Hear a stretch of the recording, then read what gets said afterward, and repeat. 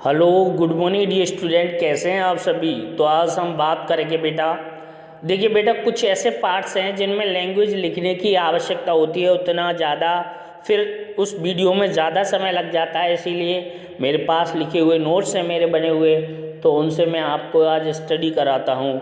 और जो डेरिवेशंस हैं उनको मैं डायरेक्ट आपको बोर्ड पर समझाया करूँगा। तो थोड़ी सी कुछ लैंग्वेज फॉर्म है जैसे, तो उसको मैं यहाँ पर जल्दी जल्दी डिस्कस करता हूँ। पहले मैंने बता दिया है, जैसे वैद्युत की यानी भौतिक विज्ञान की वह शाखा जिसमें आवेशों के अध्ययन किया जाता है। वैद्युत की या आवेश से संबंधित ऊर्जा का अध्ययन किया जाता है।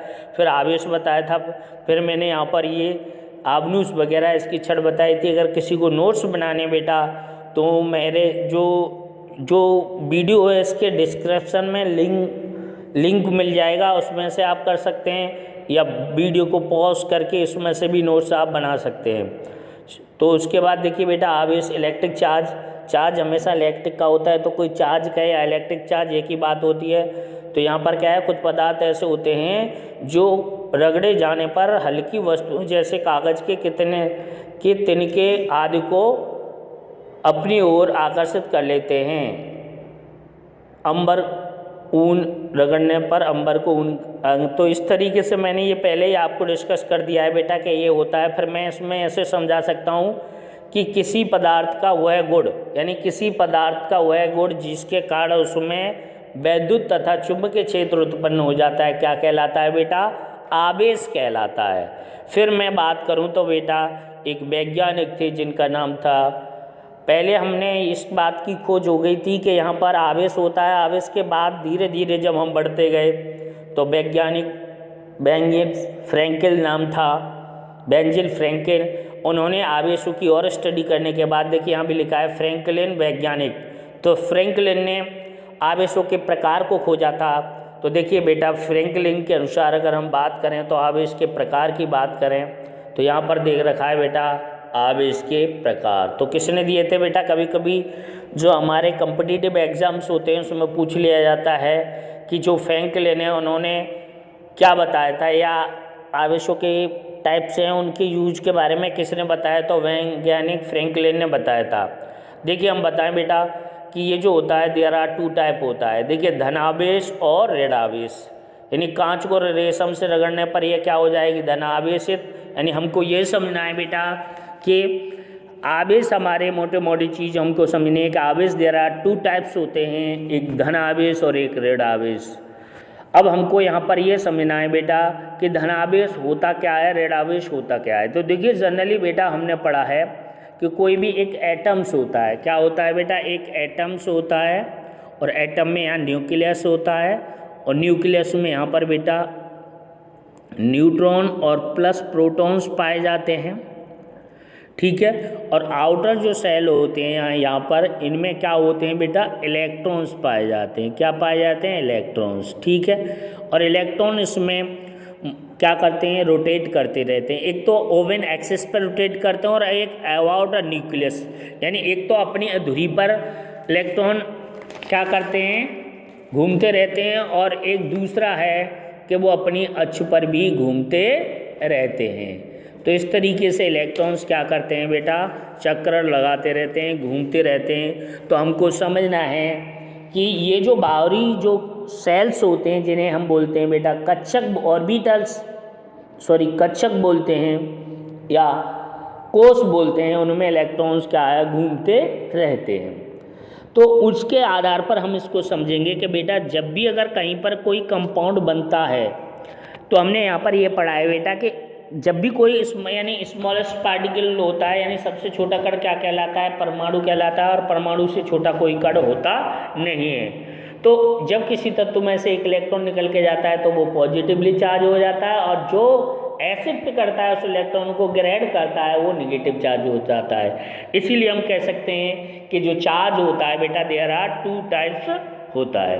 अब हम बात करें इलेक्ट्रॉन्स की, तो इलेक्ट्रॉन पर बेटा चार्ज होता है 1 यानी माइनस का 1.6 इंटू 10⁻⁻19 कूलम, जो हमारे नोट्स में बना हुआ है ये, और इन पर द्रव्यमान होता है 9.1 इंटू 10⁻31 kg।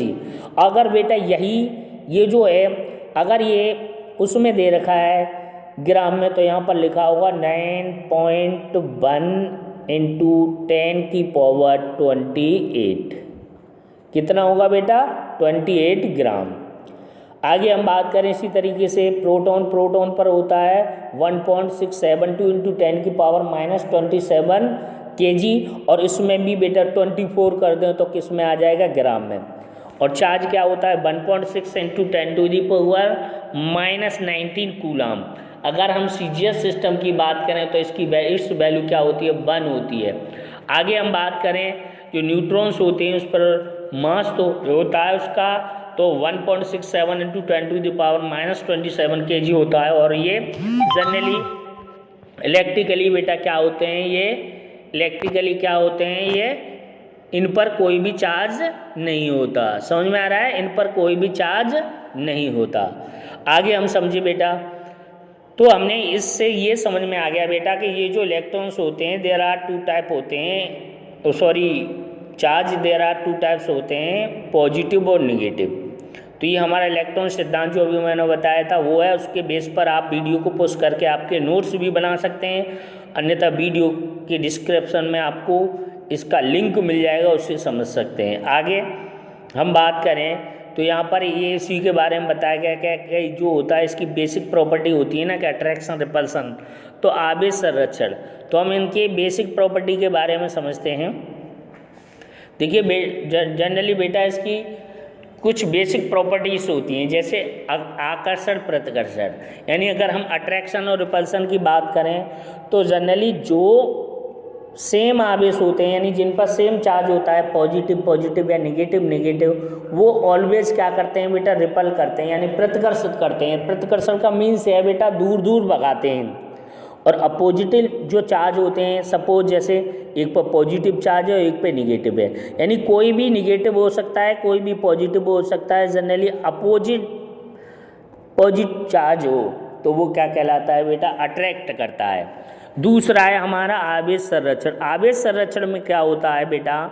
जैसे हम बात करें इसमें according to the conservation of charge, आवेशों के संरक्षण के नियम के अनुसार आवेश को न तो उत्पन्न किया जा सकता है और न ही नष्ट किया जा सकता, इसका केवल स्थानांतरण किया जा सकता है। यानी एक वस्तु से दूसरे ऑब्जेक्ट पर, यानी एक परमाणु से दूसरे परमाणु पर ये कह सकते हैं, या एक अणु से दूसरे अणु पर हम इसका क्या कर सकते हैं? ट्रांसफॉर्मेशन कर सकते हैं।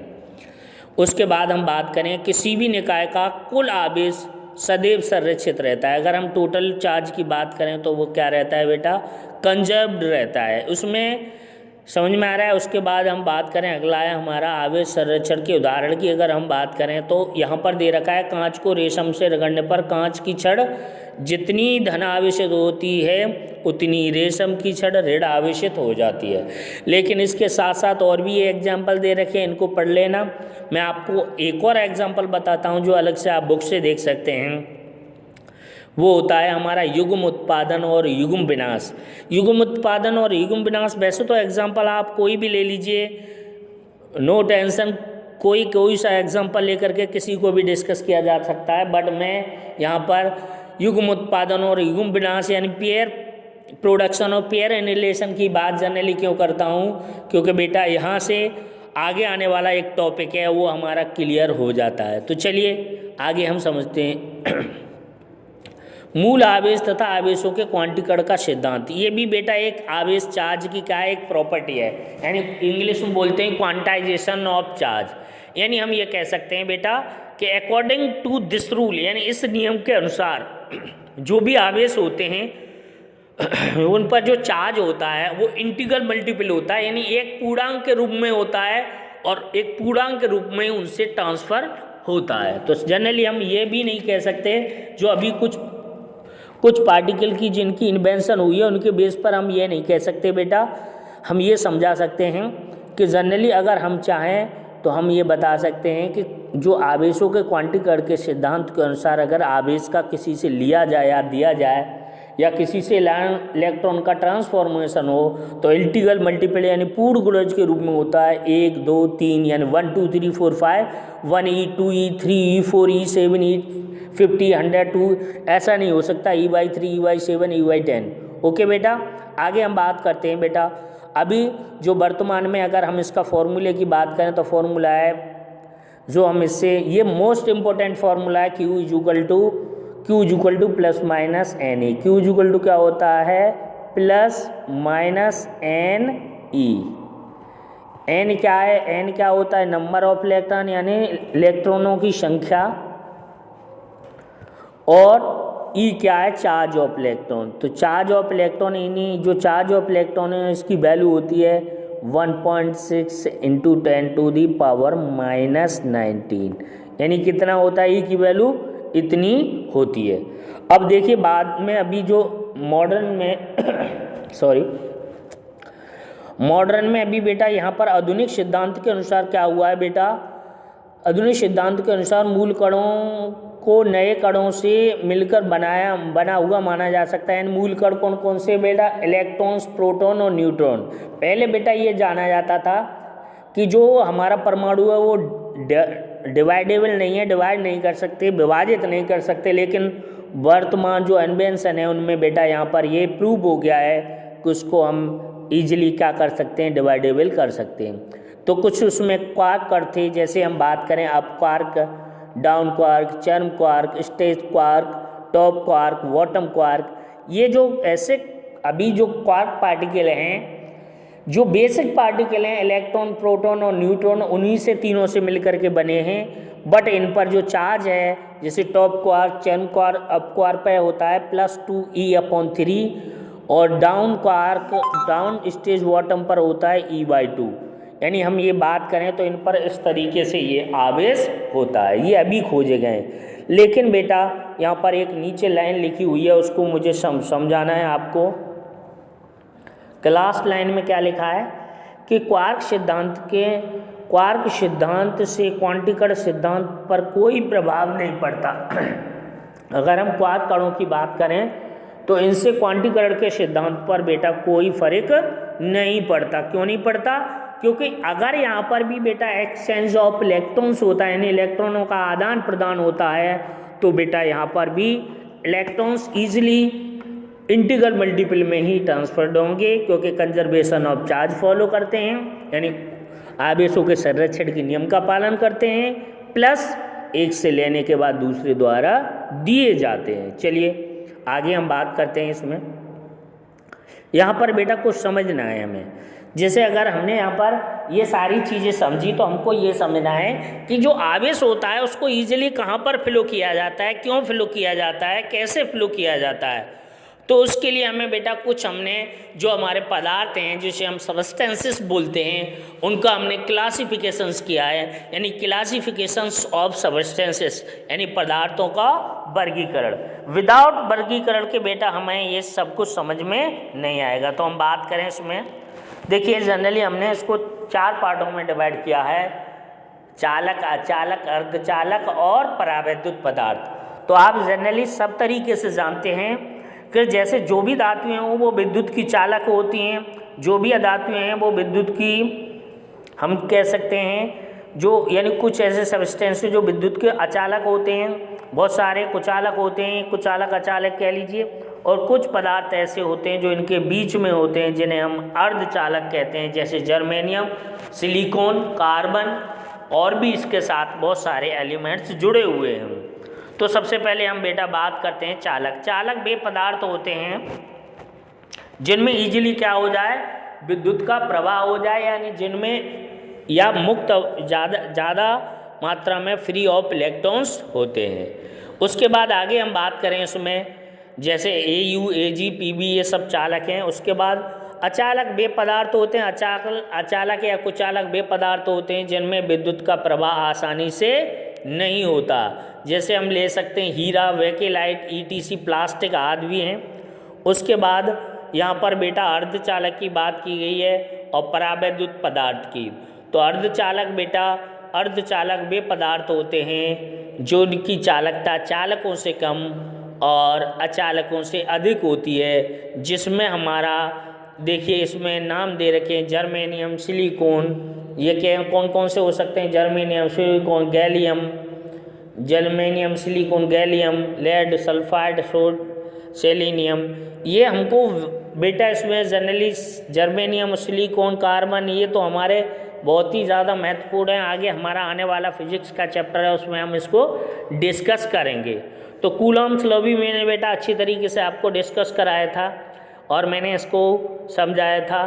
तो कूलम्ब के नियम को भी थोड़ा सा हम जनरली अभी यहाँ पर डिस्कस करेंगे। तो इस वीडियो में आज यहीं तक रखते हैं, अगले वीडियो में कूलम्ब्स के लॉ को डिस्कस करेंगे। चलिए, बहुत बहुत धन्यवाद। मैं समझता हूँ ये आपको समझ में आ गया होगा। बेसिक इंट्रोडक्शन है, यहाँ से अब जो क्लासेस आएंगी कूलम्ब्स लॉ बेस्ड है या अदर भी हैं, उनको मैं आपको वीडियो में देने की कोशिश करूँगा। चलिए, बहुत बहुत धन्यवाद। मेरे चैनल को लाइक, शेयर और सब्सक्राइब करें।